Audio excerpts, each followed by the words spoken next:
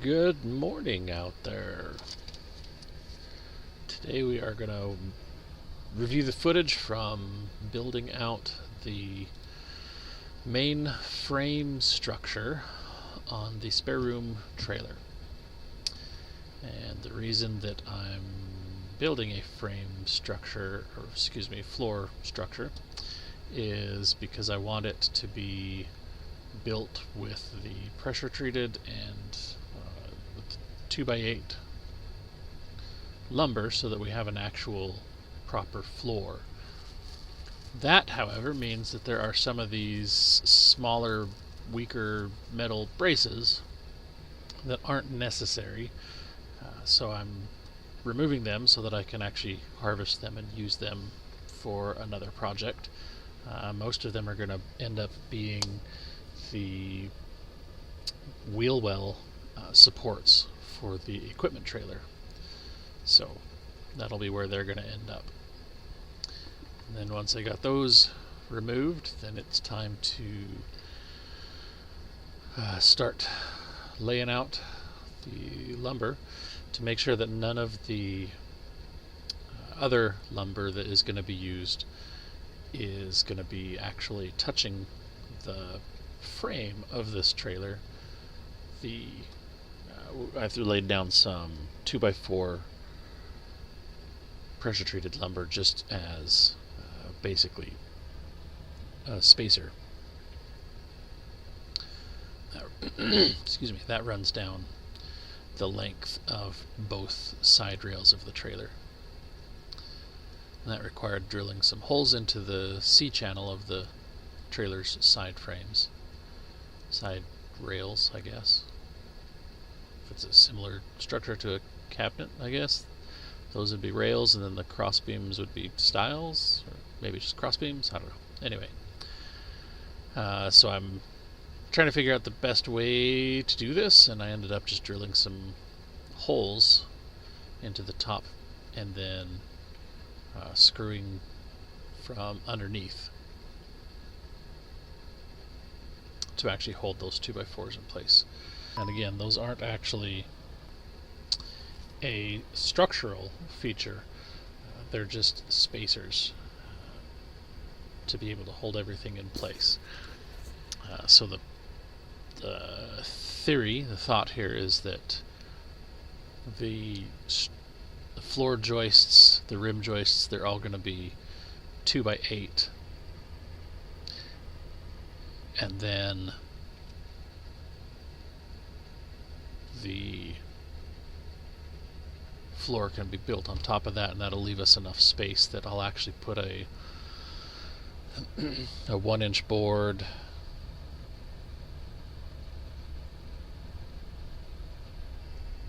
and then we can fill that cavity with insulation. The reason for wanting the board across the bottom is to guarantee that we don't have pests climbing up into the insulation at all.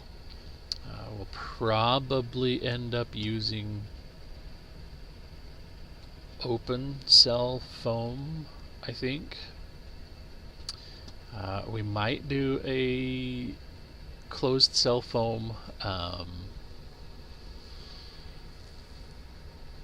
for the first couple inches, because technically it does need a vapor barrier,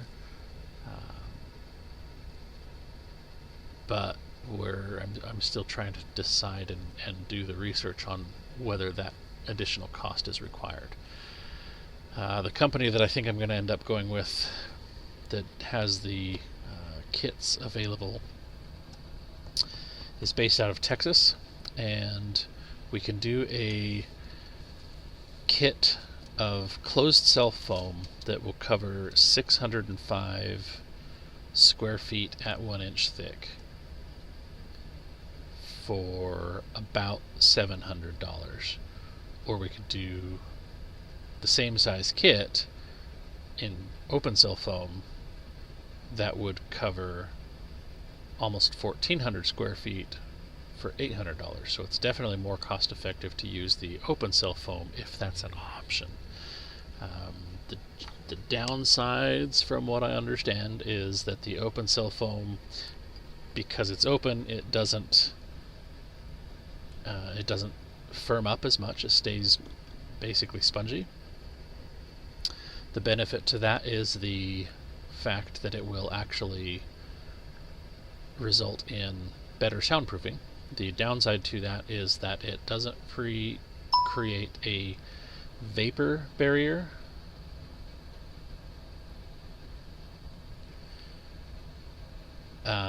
It actually only creates an air barrier.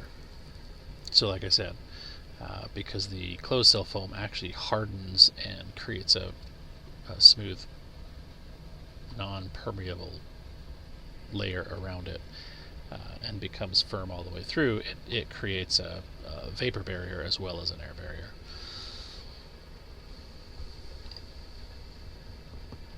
But we shall see. One of the challenges is that since I built the rim joists and the main cross beams that are actually attaching to the posts were all built out of pressure treated. The rest of the floor joists were built out of oversized 2x material,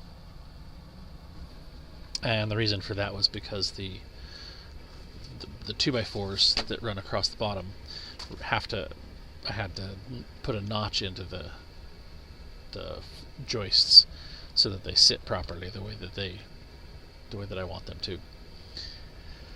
So instead of trying to notch every single floor joist, I used the lumber that we milled, and it's oversized, so it's actually like 2.5 inches by 6.5 inches, so it sits right on top of the cross member, those 2x4 cross members, and then sits flush with the top of the 2x8 pressure treated. So it creates a nice flat surface, but didn't require the additional time and effort of notching everything. Because those are fresh cut, though, I can't do any of the insulation until they dry enough that they are less than 20% moisture content. And that's going to play a challenge, because that means I can't actually build the floor out until then. And I couldn't seal up the floor right now anyway, because if I put fiberglass insulation in there, which would be way cheaper, but it would just absorb moisture and basically decompose, producing lots of rot. So I'd actually have to probably let it dry even further if I were going to do fiberglass. But anyway, so here I'm just laying out the 2x8s, trying to get a feel for where they need to go. And there's been quite a bit of this that's been done in the dark, so sorry we have to try and use lights. That's just the way it goes in wintertime. The further north you get, the more dark you get. That was one of the surprises about moving from Salt Lake City to the Pacific Northwest. I didn't realize how much of a difference that would actually make. One of the other surprises that we had is the fact that it is so much darker, even like regardless of the time of year, summertime, whatever. Once the sun goes down up here, it's just so much darker than it was in Utah. And we've proven that. Like when we go back to Utah, I can see so much clearer in the daytime, in the nighttime down there than I can up here. And it quite blows my mind how drastic that difference is. Nobody has really ever been able to pinpoint a specific reason.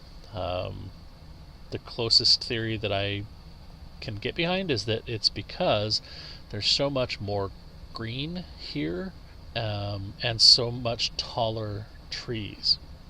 Like I used to think in Utah, a 30 to 50 foot tall tree was a really big tree. That was really good sized for trees out there.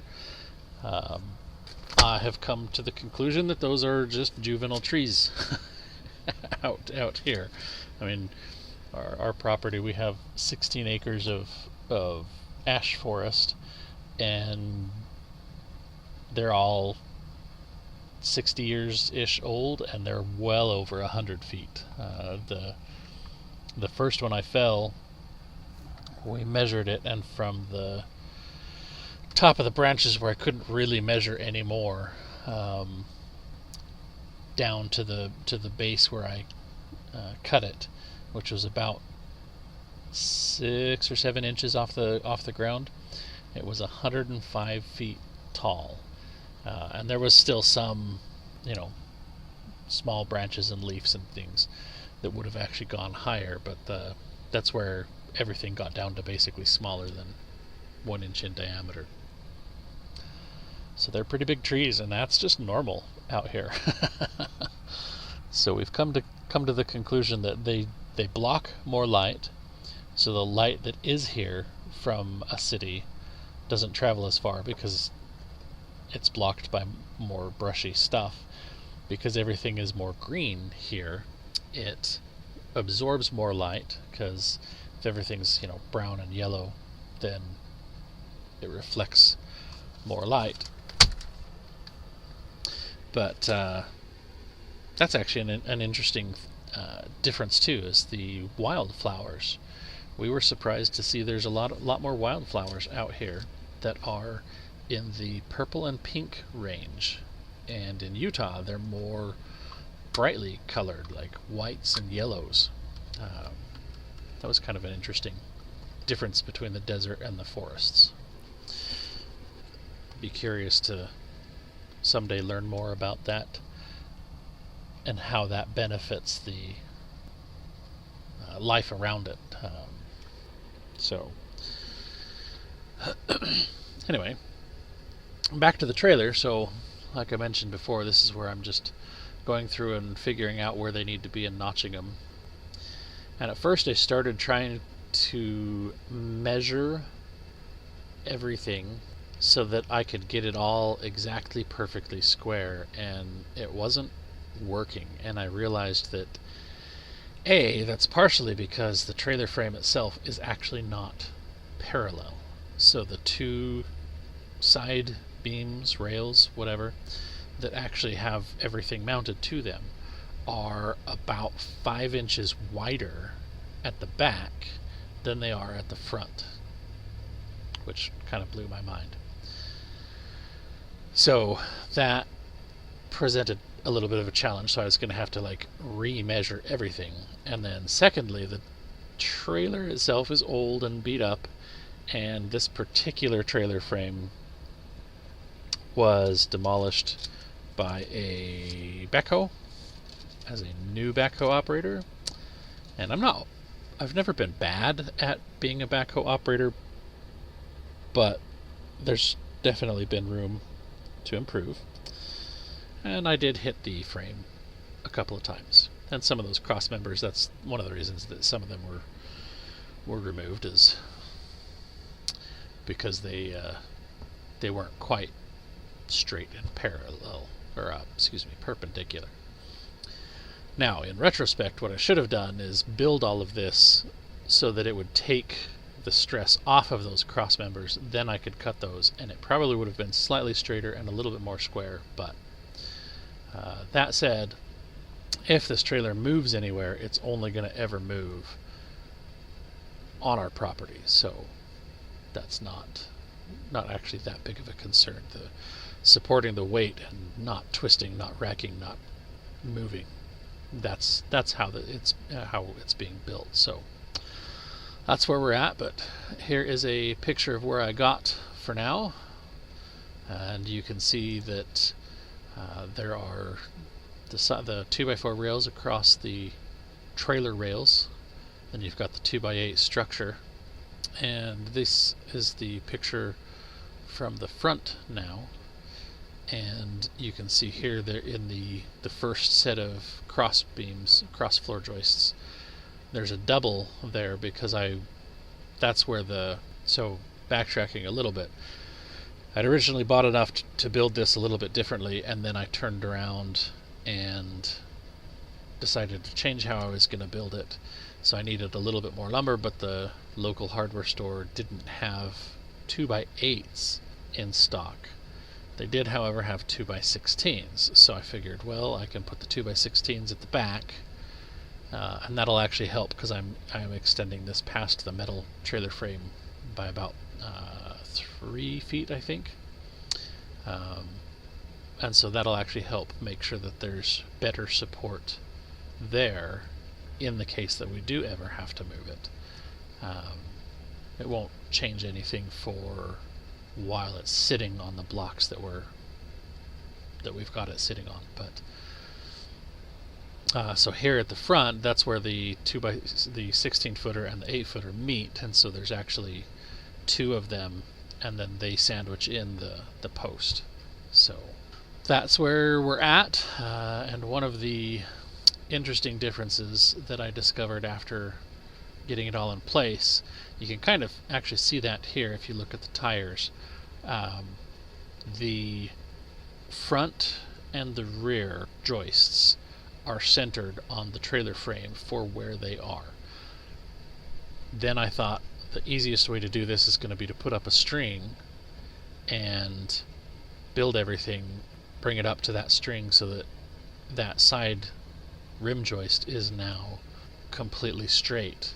And that ended up being that here on the left side, the tires are almost touching the rim joist, and here on the right side, they are about 5 inches away. So that ended up being a little bit of a challenge and led to the decision to, for the time being, actually remove the axles. That produced the benefit of being easier to jack everything up and get it all level, and will allow me to actually repair or upgrade. So the rear of these 2, you can't see it in the picture, but the rear of these 2, the tire's actually off kilter. It leans outward more than it should. So at some point, it might have been the backhoe. I don't think it was the backhoe, because if I'd have hit that with the backhoe, then the rim and or the tire would be destroyed, and it's not like I know that from experience on one of the other trailer frames. So I'm pretty sure I didn't hit it with the backhoe on this one, but I might have. I think more likely it got hit at some point and got bent in its previous life as an actual camper.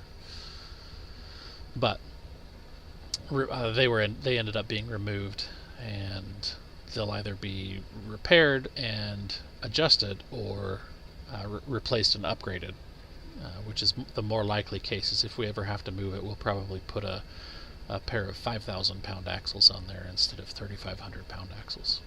So anyway, that's where we got to for this day. This was a good day, because finally getting some progress on this particular project is starting to feel like we're actually building the property again, which it hasn't felt that way a little bit. Well, that's probably a discussion for another day. So there we are. Thank you for watching, and God bless, and stay safe.